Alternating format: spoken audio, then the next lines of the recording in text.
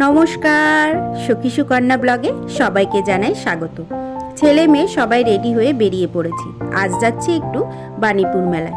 আর এদিকে দেখুন দিদি কিন্তু জামা কাপড়ের বেশ বোঝা নিয়ে দাঁড়িয়ে রয়েছে। শীতকাল মানেই জামা কাপড়ের বোঝা। এখন শীত লাগছে না, কিন্তু ফেরার সময় লাগবে, তাই সব কিছু গুছিয়ে নিয়ে বেরিয়ে পড়লাম। চলুন, গাড়ি কিন্তু প্রায় এসে গেছে, এবার উঠে পড়ব। উঠে একদম মেলার সামনে গিয়ে আপনাদের সাথে আবার কথা হচ্ছে।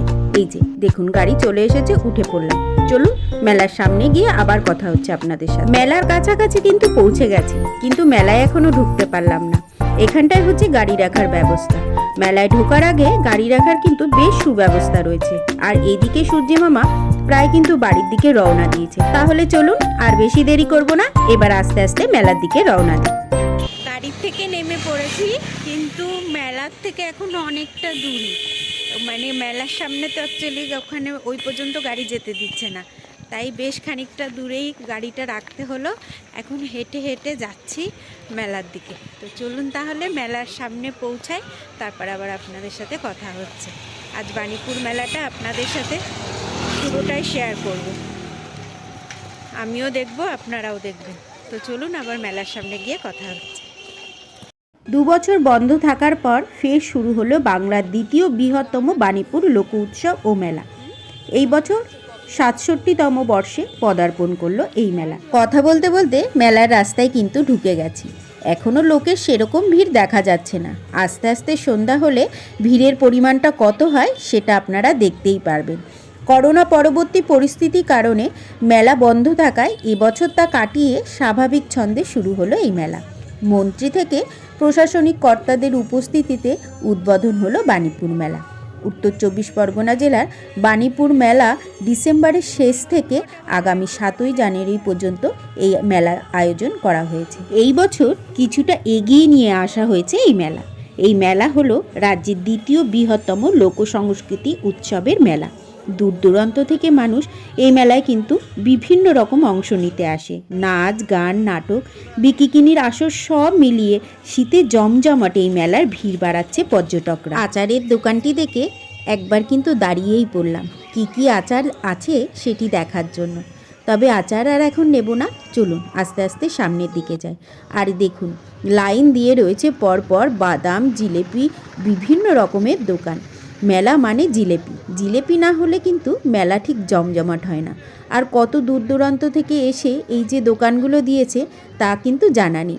বহু লোকে আশায় করে বসে থাকে কবে এই মেলা আসবে এবং সে দোকানপাট দিয়ে কিছু উপার্জন করবে। চলুন কথা বলতে বলতে অনেকটাই ভিতরে চলে এসেছি। এবার বলবো এই মেলায় আসবেন আপনারা কিভাবে।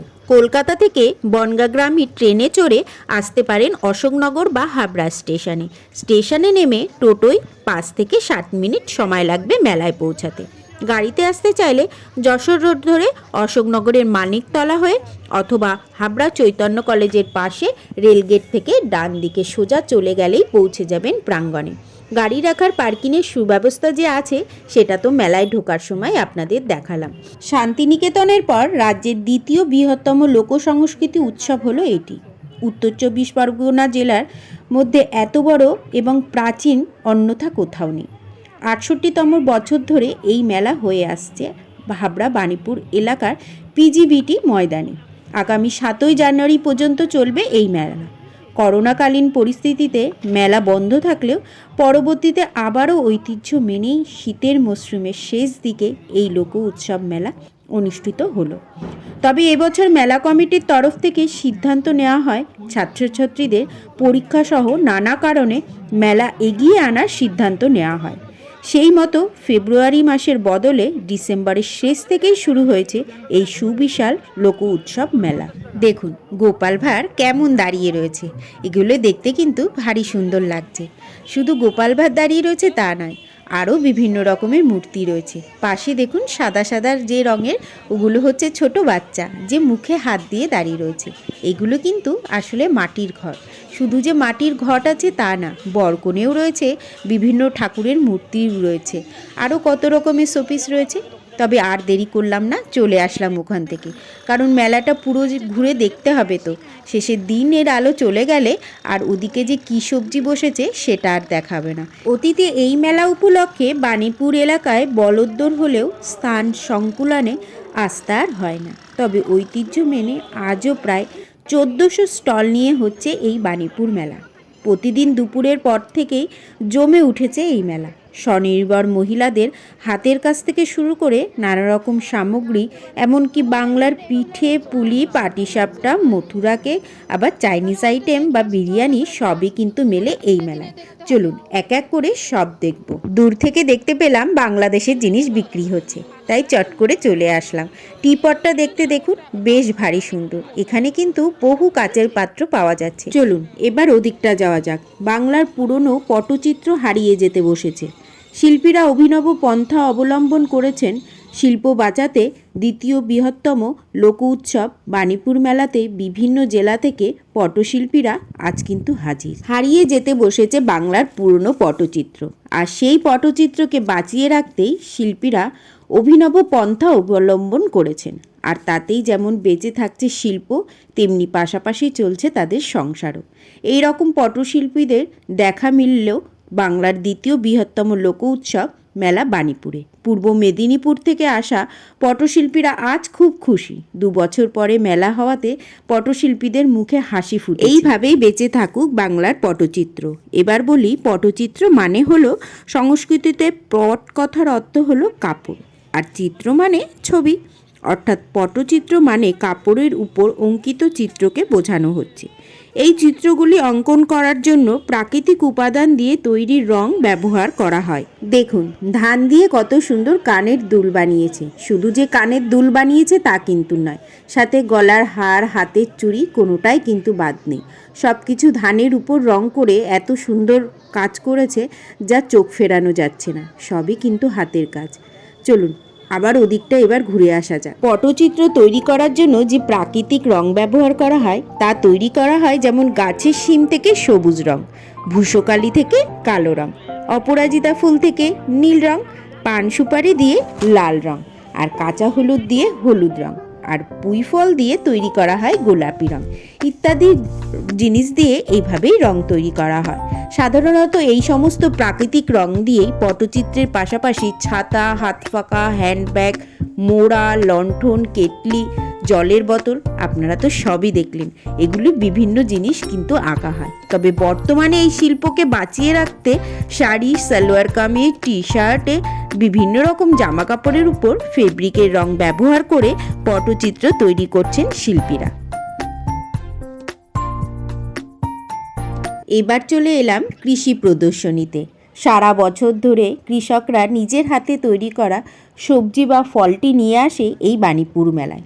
সারা বছর ধরে রোদ, জল, বৃষ্টি সব কিছুর থেকে বাঁচিয়ে তারা নিজেদের হাতে কে কত বড় কত সুন্দর জিনিসটি তৈরি করে লোকের সামনে আনবে এই বাণীপুর মেলায়, সবাইকে দেখার জন্য সেই অপেক্ষায় থাকে। তো প্রচুর জিনিস রয়েছে, দেখলেন ওদিকে বড় বড় কচু রয়েছে, বাতাবি লেবু, কুমড়ো, মেটে আলু, বাঁধাকপি এবং সবথেকে যেটা বড় এবার দেখলাম ভেন্ডি গাছ। দেখুন গাছটি কত বড়, আর ওই মাথায় ভেন্ডি হয়েছে। হয়তো এবারই এই ভেন্ডি গাছটি প্রথম হবে। তো চলুন এবার ওদিকটায় যাওয়া যাক। মেহগনি কাঠের জলে ধুলে কালার চেঞ্জ আছে। এইটা 700 এইদিকে গুলো মাঝে ওই আর একদম লোয়েস্ট কোনটা আছে? 350 একদম বাদিকে। ওভাল অ্যাপেল আর স্কোয়ার শেপ। এগুলো ডেইলি ইউজ করতে পারবেন, হাতে নিয়ে দেখতে পারেন। 40 টাকা। ওই দোকানদার কই? এই যে বলুন, বলছি এই ঘড়িগুলো কত করে? 1000 টাকা। গামার কাঠের সুন্দর।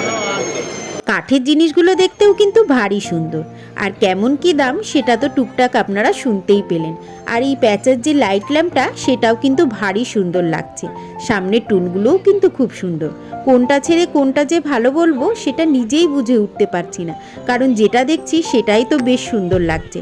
চলুন এবার ওদিকটায় যাওয়া যায়। বাহ, এই আয়নাটা তো আরও বেশি সুন্দর লাগছে। আর এদিকে দেখুন মা দুর্গা তার সন্তানদের নিয়ে দাঁড়িয়ে রয়েছে। এই শোপিসটাও কিন্তু বেশ সুন্দর দেখতে। বেশ অনেকক্ষণই হলো মেলায় কিন্তু এসছি, প্রায় সন্ধ্যা সন্ধ্যা হয়ে এসেছে আর এবার কিন্তু একটু একটু খিদেও পেয়েছে। আর এদিকে দেখুন হাতে তৈরি করছে ঝুড়িগুলো এখানে বসেই, কি সুন্দর লাগছে দেখুন। ফুল তোলার ঝুড়ি, এমনি সবজি রাখার ঝুড়ি, কুলো, কোনো খাবার ঢেকে রাখার ঝুড়ি, বিভিন্ন রকম জিনিস কিন্তু এখানে বসেই তারা বানাচ্ছে এবং এগুলো দেখতে কিন্তু বেশ সুন্দর। তো দিদি কিন্তু একটা ঝুড়ি এখান থেকে নিল আর দুটো ছোট ছোট সবজি রাখার ঝুড়িও নিয়েছে। তো অনেক রকম জিনিস বিক্রি হচ্ছে, কোনটা ছেড়ে কোনটা নেব বুঝেই উঠতে পারছি না। আর এদিকে তো দেখলে মনে হচ্ছে পুরোটাই যেন ফুলের বাগান, কত রকমের যে ফুল আছে সত্যি বোঝা যাচ্ছে না যে এর ভিতরে কত রকমের ফুল আছে। মাঝখান থেকেই সূর্যমুখী ফুলটি যেন উকি মারছে। মেলাতে এসছে কিন্তু অনেকক্ষণ হয়ে গেছে, এবার কিন্তু একটু একটু খিদেও পেয়ে গেছে। এক পাশের মেলা তো দেখা হলো, অন্যদিকে যেদিকে স্টেজ হয়েছে সেদিকে তো এখনো যাওয়াই হয়নি। চলুন তাহলে এবার ওদিকটা যাওয়া যাক। এই যে বাণীপুর লোক উৎসব, এখান থেকে এবার এদিকের মাঠটায় ঢুকবো। এখানে অ্যানাউন্স করছে 5টি স্টেজ হয়েছে এবং প্রত্যেকটি স্টেজে টুকটাক অনুষ্ঠান কিন্তু হচ্ছে। স্টেজে তো অনুষ্ঠান চলছে, সাথে রয়েছে পেট পুজোর জবরদস্ত বন্দোবস্ত।